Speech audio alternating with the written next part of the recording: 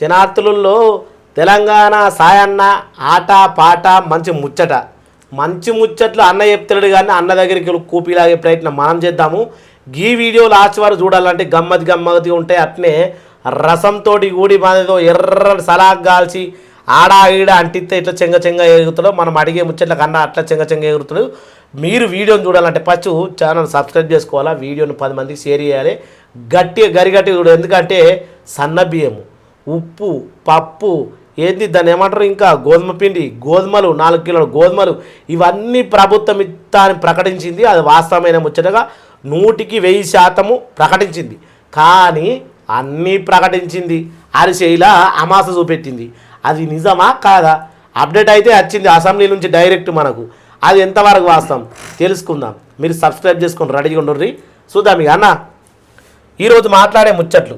సన్న బియ్యము, గోధుమ పిండి, నీ భాషలో చెప్తే ఉప్పుతోటి 9, పప్పుతోటి 10. అవిటి పేద బడుగు బలహీన వర్గాలకు మనం ఉన్నాడు కంటే 2,82,00,000 తెల్ల రేషన్ కార్డు ఉన్న వాళ్ళందరికీ చేరాలి.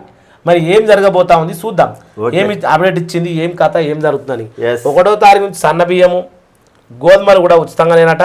ఇలాంటి రేషన్ కార్డు ఉంటే ఎలాంటి రేషన్ కార్డు ఉంటే చూద్దాం. మరి ఇగో ఇది నిజంగా ఇది జరిగితే మనంత అదృష్టవంతులు లేడు. ఎట్లా అంటావు? ఇగో రేషన్ కార్డుదారులకు గుడ్ న్యూస్. సన్న బియ్యంతో పాటు ఇంకొక గుడ్ న్యూస్ కూడా చెప్పింది ప్రభుత్వం. ఏంటంటే తెలంగాణ పేద ప్రజలకు మరో శుభవార్త అందింది. రాష్ట్రంలోని రేషన్ కార్డుదారుల కోసము పౌర సరఫరాల శాఖ ఉత్తమ్ కుమార్ రెడ్డి కీలక ప్రకటన చేసిండు. ఎన్నికల సందర్భంగా ఇచ్చిన హామీ మేరకు ఉగాది పండుగ నుంచి రేషన్ కార్డు ద్వారా సన్న బియ్యాన్ని పంపిణీ ప్రారంభం కానుంది. అయితే ఇది మాత్రమే కాకుండా పేద ప్రజలకు మరింత ఊరటనిచ్చే విధంగా రేషన్ షాపుల ద్వారా నిత్యావసర సరుకులు కూడా పంపిణీ చేయనున్నట్లు ప్రకటించారు. నిత్యావసర వస్తువులు అంటే అయ్యా అవి మీకు చూపించినాకనే సాయలన్నతో కూడా మాట్లాడతా, మీతో కూడా మాట్లాడతా. ఎందుకంటే ఉట్టుటి కాదు కదా. మళ్ళా ఇగో ఇక్కడ ఉన్నది ఎటు వాయే అది అన్నీ ఉన్నది. ఓకే, ముందుగా సరుకులు చూపిద్దాం మనలకు.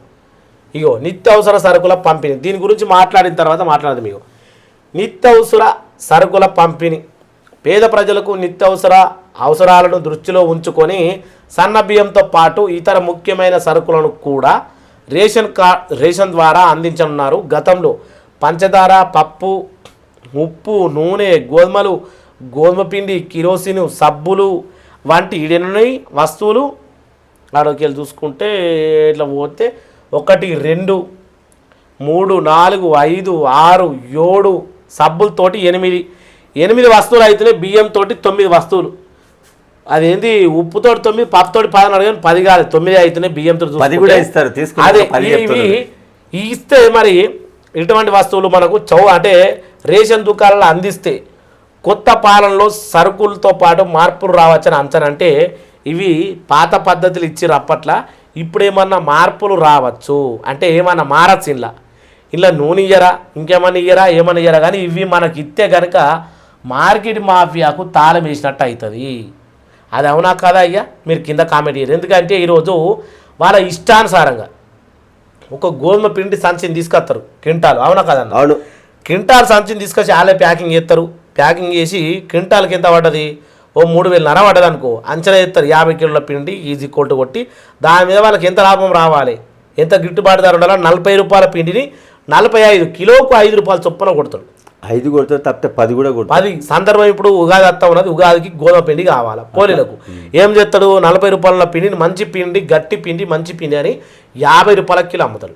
అంటే మార్కెట్లో వీళ్ళందరూ ఈ దళాలంతా కుమ్మక్కై ఉన్నా కానీ లేదు అని దాన్ని సృష్టిస్తారు, దాచబెడతారు. లేదని చెప్పి సృష్టించి లేనప్పుడు తీసుకొచ్చినామని చెప్పేసి 10 రూపాయలు ఎక్కువ దొబ్బుతారు అన్నట్టు. అందుకే వాళ్ళకి చెక్ పెట్టడానికి ప్రభుత్వము ఈ రకంగా కనుక చేస్తే ఈ మార్కెట్ మాఫియా అది ఏమీ నడదు. కానీ అసలు ప్రభుత్వం ఏం చేస్తుంది? ఏం చెయ్యదు. మాటలే. రేషన్ కార్డులు, ఇందిరమ్మ ఇండ్లు, ఏంది మన రైతు భరోసా, ఇందిరమ్మ ఆత్మీయ భరోసా 4 ప్రకటించి సభలు పెట్టి డప్పు దండోర వేసి పోలీసుల బందోబస్తుతో టెంట్ వేసి అవేసి అన్ని కార్డులు పత్రాలు తీసుకుంటారు. ఇప్పటి వరకు వచ్చింది ఏం లేదు, తీసుకున్నది ఏం లేదు. వస్తాయి. ఎప్పుడు వస్తాయి? త్వరలో ఇవ్వబోతుంది ప్రభుత్వం. ఇంకా మళ్ళీ ఇవ్వబోతుంది. ఇంకా ఎప్పుడు ఈ ఉగాదికి అన్ని ఇచ్చిన తర్వాత ఒకటి 1/1 చేసుకుంటూ వస్తుంది ప్రభుత్వం. ఆ ప్రభుత్వం చేసుకుంటా వస్తుంది, మనం ఇంటా ఉండాలి అన్న చెప్తా ఉంటాడు. ఇక చూడు అట్లా ఏం లేదు, 100% లబ్ధి ఉంది. సన్న బియ్యం పంపిణీ వెనుక కారణం ఏముంటది? అసలు ఆల్రెడీ ప్రభుత్వము సన్న బియ్యము కావాలనే సన్నబడ్లు వండించమని చెప్పింది. సన్నబడ్లకు 500 బోనస్ ఇచ్చింది. ఆ బోనస్ ఇచ్చిన అడ్లు వాటిని మిల్లులు ఆల్రెడీ స్టాక్ పెట్టిరట. ఆ స్టాక్ పెట్టిన వడ్లను బియ్యాన్ని పబ్లిక్లో వస్తే అయిపోతుంది. దానికి మన కారణాలు ఎందుకు కారణాలు చూద్దాం. కారణం ఏందో ఇప్పటి వరకు ప్రభుత్వం రేషన్ కార్డు ద్వారా అందిస్తున్న ఏంది ఇది తిండి బియ్యం అంటే దొడ్డు బియ్యం ప్రజలకు అంతగా ఉపయోగపడడం లేదు. వాస్తవమా కాదా? అవును. మరి అందులో అవి ఇవి అడమైన అత్తా ఉన్నాయి. వాళ్ళు తింటారా? వాళ్ళు తినరు. ప్రజానాయకులు తింటారా? అంటే మన మన మన ప్రజలంటే ఇంత సులుకన మీ అసొంటోళ్ళకు అంటే కోపం పుట్టిన దుఃఖం చులకన కాదు. ప్రజలు కూడా ఏమో బాస్మతి రైసు, ఆ రైసు, ఈ రైసు ఇంకేమంటారు మంచి మంచి సైడ్ పేరు నేను నోట్లే కానీ బగర్ కోసం బగ మండే ఉంటే చూడు తింటారు. కానీ మనము బువ్వ తింటే కర్ర కిర్ర అనాలి. ప్రజలు కూడా చులకన కావద్దనే సన్న బియ్యం ఇస్తుంది మన ప్రజాపాలన ప్రభుత్వం. ఎప్పుడు ఉగాదికి స్టార్ట్ అవుతుంది పండుగతో. అయ్యా దసరా, అయ్యో దీపావళి, ఇగో సంక్రాంతి, ఇగచ్చే మొగోడు ఎన్నికలు మేము ఆడుతున్నాం. అగ్గిపెట్టె గుగ్గుపెట్టె కోడి కొంగ అంటే అగ్గిపెట్టె గుగ్గుపెట్టె ఆడవారికి 15 నెలలు అయింది. ఇంకా ఇస్తారు ఉగాది వచ్చింది. అట్లా ఏం కాదు భయ్, ఇళ్ళ కంగానే పండుగ కాదు. దానికి కొన్ని టైమింగ్స్ ఉంటాయి. అదేనే దానికి ఒక టైం పడుతుంది. అది పద్ధతి ప్రకారం ఇవ్వాలి. లబ్ధిదారులకు చెందాలి అంటే టైం పడుతుంది. ఏంది సంచలకి వెళ్ళి తీసి పొట్లం ఇచ్చినట్టు అనుకున్నాం. ఎంత ఈజీ. వానాకాలం ఉన్నవన్న అడ్లు ఆల్రెడీ యాసంగి పంట కొత్తకొచ్చింది, కొత్త ఉన్నారు. మరి ఆనాడు తీసుకున్నటువంటి అడ్లు ఇంకా దాసపెట్టుకుని మూలకి ఎందుకు పెడుతున్న పబ్లిక్? అరే అడ్లను నీకు ఏం తెలుసు భయ్? అడ్లను పట్టియగానే తీసుకొస్తే అన్నం మెత్తగా అవుతుంది. బియ్యం ఆల్రెడీ ప్రభుత్వం పట్టించింది, కొంచెం మాగబెట్టింది. మాగిన బియ్యాన్ని ఇస్తే డైరెక్ట్ గా తీసుకొని వండుకొని తింటారు ప్రజలు. ఓకే, ఇప్పుడు అది జరగాలి. మరి జరుగుతుంది. ఇగో దొడ్డు బియ్యం అంతగా మనకు నష్టలేదని చెప్పేసి ఇగో చాలా మంది దొడ్డు బియ్యాన్ని అమ్ముకొని చాలా మంది మార్కెట్లో విక్రయించి ఆ డబ్బుతోటి సన్న బియ్యం కొనుగోలు చేస్తున్నారు. నివేదికలు వెల్లడించినాయి. దీంతో మధ్యవర్తులు దళారులు కూడా ఆర్థిక లాభాలు పొందుతున్నారు. ఇప్పుడు దొడ్డు బియ్యం అమ్మితే ఎంత 12 రూపాయలకు కొంటారు. అవే దొడ్డు బియ్యాన్ని మనం కొన్నామనుకో 20 రూపాయల కిలో అంటారు. ఇప్పుడు దళారులు బతుకుతున్నారు కదా. మళ్ళీ దళారులు బతుకుతున్నారు. ఇప్పుడు కొంతమంది అయితే ఎక్సెల్ మీద వచ్చి 10 రూపాయల కిలో 12 రూపాయల కిలో తీసుకెళ్తారు. వీళ్ళు తీసుకెళ్ళి ఇంకో దగ్గర అమ్ముతారు, అలా 15-20 రూపాయలకు. వాళ్ళు తీసుకెళ్ళి ఇంకే ఎక్కువ రేట్ కమ్ముతారు. కొంతమంది షాపులలో కూడా కొంటారు. అంటే అది అయితే ఈ దళారులు అధిక లాభం పొందడాన్ని ప్రభుత్వం గుర్తించి ఈ సమస్యకు పరిష్కారంగా సన్న బియ్యాన్ని నేరుగా రేషన్ షాపుల ద్వారా ప్రజలకు అందించాలని నిర్ణయం తీసుకుంది. అది మరి దళారులు మొత్తం దోపిడీదారులు అయిపోయారు. ప్రజలను ఇష్టానుసారంగా దోసుకునుడు. వాళ్ళ స్కానింగ్ ఎట్లా ఉంటుంది అంటే మనం కదా ఇట్లా రాత్రి లైట్ పడి చూస్తే అమాస చీకట్లో ఉన్నా కానీ పండోలే కనబడుతుంది కదా, అన్ని తొవ్వ కానీ దారి కానీ. వీళ్ళకు పొద్దంతా కళ్ళతోటి స్కానింగ్ ఉంటుంది. ఎవడు ఏం చేస్తాడు ఈ రకంగా. అంటే వాళ్ళ స్కామే అది పొద్దుగా ఎత్తే అయిపోయాయి. అది వాళ్ళకి కావాల్సింది దోపిడీ. దళారులు వాళ్ళకి కావాల్సింది వాళ్ళు. మీరు ఇప్పుడు అధికారంలో మీరు కూడా కుమ్మక్కయ్యి దీన్ని ఇంకా నెల జరపాలా. అది జరుపుడు ఏముండదు. నీకు అర్థమైతే లేదు. సరైన పద్ధతిలో లబ్ధిదారులకు లబ్ధి పొందాలనే ఆలోచనతో ఆషామాషం కాదు, పకడ్బందీగా ప్రజాపాలన నడుస్తుంది. నడుస్తున్నారు పగడ్బందీగా నడవాలంటే అసెంబ్లీలో జరగాల్సింది ప్రజల ముచ్చట కానీ కేసీఆర్ ముక్కు పెద్ద ఉంది, రేవంత్ రెడ్డి ముక్కు కిందికైంది, రేవంత్ రెడ్డికి ఎంటికలు తెల్లబడుతున్నాయి, కేసీఆర్ బక్కపలసగా అయిపోయింది మాట్లాడు అని గీలు మాట్లాడుకోడు కాదు. ప్రజల సమస్యలు ఎప్పుడు మాట్లాడారు చెప్పు నువ్వు. జరిగేది అందులో మాట్లాడేది ప్రజల కోసమే. ఏంది కేసీఆర్ ముక్కు గురించి ప్రజలకి ఏమో కదంతా నువ్వు ఏదో చిన్న మాటలో మాట్లాడ దాని గురించి కదన్నా. అందులో ఏం మాట్లాడారో అదంతా మైండ్ లో ఆలోచన చేసుకుని ఒకసారి. ఓకే, ప్రజల కోసమే మాట్లాడుతున్నారు. నన్ను ఏది ప్రజల కోసం కక్కిమని పొద్దుగాల చాలా అయిన అసెంబ్లీ సాయంత్రం వరకు మొత్తం ప్రజల మీద నడుస్తుందా? మొత్తం ప్రజల కోసమే నడుస్తుంది, ప్రజాపాలన కోసమే నడుస్తుంది, ప్రజల బాగోగుల కోసమే నడుస్తుంది. వాళ్ళేం టైం పాస్ కూర్చుంటలేరు. అందులో వాళ్ళ కూర్చోవడానికి ప్లేస్ దొరకక అందులో కూర్చుంటలేరు. వాళ్ళు సరైన పద్ధతిలో పగలు రాత్రి తేడా లేకుండా తిండి తిప్పలు పడుకుంటా వాళ్ళు ఛాయ్ లేకుండా టిఫిన్ లేకుండా ఇంటి తిప్పలు ఎంత ప్రజల కోసం టైం ప్రకారం బ్రేక్ ఉంటది, టైం ప్రకారం నీళ్ళు తాగుతారు, బెంచ్ మీద నీళ్ళ బాటలు ఉంటది, ఏసీలు ఉంటాయి, చల్లగా అన్ని అంటే వాళ్ళు అల్ల కూర్చున్నప్పుడే దొరుకుతాయి కానీ బయట దొరకాయి అనుకున్నావా? బయట కూడా దొరుకుతుంది. నువ్వేమన్నా తిండి తిప్పలు మానేసి అవును మరి. ఏదో నిద్రాహారాలు పొరగొట్టుకొని అంతే కదా మరి అలా తాగాలి. అందులో మాట్లాడాలంటే గాయ బంద్ చేయాలి. గాయ ఉంటుందా? నిజం చెప్తే గాయ ఉంటుంది.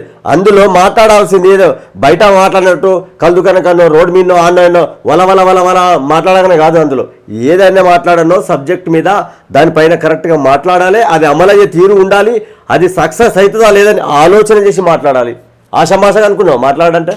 ప్రజలను భయపెట్టాలన్నా, ప్రజలను మాటలతో లొంగదీయాలన్నా ఇసొంటి తిమింగలాలు చాలా ఉన్నాయి తెలంగాణలో.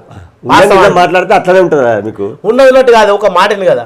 ఇప్పుడు నువ్వు ఆడ కష్టపడి మొత్తం అన్నం తిన్నం మానేసి నిర్ధారాలు మానేసి ప్రజల గురించి మాట్లాడుతున్నాను. సబ్జెక్ట్ 1. ఇప్పుడు ఎండిపోతున్న పొలాల గురించి ఎప్పుడు మాట్లాడరు అసెంబ్లీలో? అరే ఇవాళ రేపు 2 రోజులు టైం ఉన్నాయా? మొత్తం అయిపోకముందే చెప్తావు మాట్లాడుతావు. ఎండిపోయి నెత్తి చేతులు పట్టుకొని వాళ్ళు ఆత్మహత్యల పాలు చేసుకుంటా ఉంటే ఇంకా ఎప్పుడు మాట్లాడతావు? వాళ్ళు రైతుల పక్షాననే ప్రభుత్వం ఉంది. ఎప్పుడు ఖచ్చితంగా రైతులను ఆదుకుంటది. ఎప్పుడు ఆదుకోవాల్సిందే, ఆదుకుంటది. వీడియో చూస్తున్న ప్రజలారా, వీడియో చూస్తున్న తెలంగాణ ప్రేక్షక దేవుళ్ళారా, మీరు ఈ మాటకు సంసిగ్ధంగా కట్టుబడి ఉండండి. ఎందుకంటే గాయ ఎత్తుకోగానే మనం భయపట్టేలేదు. మాట్లాడుతున్నా గాయ అంటే ఎందుకు అన్న ఎట్లా అంటే తెలంగాణ ఉద్యమంలో పోరాడినటువంటి సీనియర్ కళాకారుడు మనకు తెలిసే. అయినా కూడా ప్రజల విషయానికి ప్రభుత్వం విషయానికి వస్తే ఆయనకు నాకు ఆకాశానికి భూమికి ఉన్నంత పరాకు. నేను ప్రశ్నిస్తూనే ఉంటా, అన్న సమాధానం చెప్తూనే ఉండాలా. ఇద్దరి మధ్యలో పోరు జరుగుతుంటుంది, మీరు చూస్తూనే ఉండాలి. మన ఛానల్ సబ్స్క్రైబ్ చేసుకొని సన్న బియ్యం కనుక ఉగాది తెల్లారి రాకపోతే ఖచ్చితంగా అన్న వాటికి వచ్చి ఇక్కడ అడగాల్సిందే. ఈ వీడియో మిలియన్ల కొద్ది షేర్ కావాల్సిందే. దానికోసం వెయిట్ చేస్తాం. 100% ఏప్రిల్ 1వ తారీఖు నాడు ఉగాదికి సన్న బియ్యం ఉప్పుతో 9 పప్పుతో 10 వస్తువులు వస్తాయి. అందరు తింటారు. ప్రజలు తిన్నాక కామెంట్లు కూడా సూపర్ అన్న, నువ్వు తిన్నామన్నా, వచ్చిందన్నా, నువ్వు చెప్పింది కరెక్ట్ అని చెప్పి తెలంగాణ సాయన్న నువ్వు చెప్పింది రైట్ అని కామెంట్ రాస్తారు. తిన్నళ్ళు కూడా అన్నదాత సుఖీబాబు సన్న బియ్యం కదా, రైతులు పండించిర్రు ఎక్కడికెళ్ళో అన్నదాత సుఖీబాబు అని యాద్ చేస్తారు, ఇస్తారు అనుకుందాం. ఎల్లకాలం వేయగలుగుతారా? ఒక 2-3 నెలలు తూతూ మాత్రం. మా ప్రభుత్వము ప్రజాపాలన ప్రభుత్వం మొదలు పెట్టిందంటే ముందడికేసిన అడిగి వెనకకేది. ఓకే, నిరంతరం ప్రక్రియ ఉంటది. ఎప్పుడు కాదు, ఇప్పుడు కలబొల్లి మాటలు చెప్పి ఇప్పుడు మనం దులుపుకునేది కాదు మరి. అందుకే లేట్ అవుతున్నట్టు చేయడం. పక్కన పని చేయాలంటే లేట్ మెల్లగానే పని చేయాలంటే, ఇప్పుడు పని చేయాలంటే బిల్డింగ్ కట్టాలంటే పునాది నుండి పిల్లలు గట్టిగా స్ట్రాంగ్ చేయాలంటే టైం పడుతుంది. ఏదో ఊకేనా తూతూ మంత్రంగా తుమ్మకాయ మంత్రంగా పందిరేసి పబ్బులేసిపోతే గాలికేసి కొట్టుకుపోతుంది. ఎట్లుంటుంది? అట్లా కాదు మరి. పక్కాగా లోపల నుంచి ఆలోచన చేస్తాం కాబట్టి నిరంతర ప్రక్రియ అది నడుస్తుంది. ప్రజలు తింటారు, ప్రజాపాలన ప్రభుత్వాన్ని యాద్ చేస్తారు. ఆ సన్న బియ్యం పండించినటువంటి రైతులను కూడా అన్నదాత సుఖీభావాన్ని కూడా దండం పెడతారు. ఓకే, ప్రతి ఒక్కరికి అర్థమైంది కదా.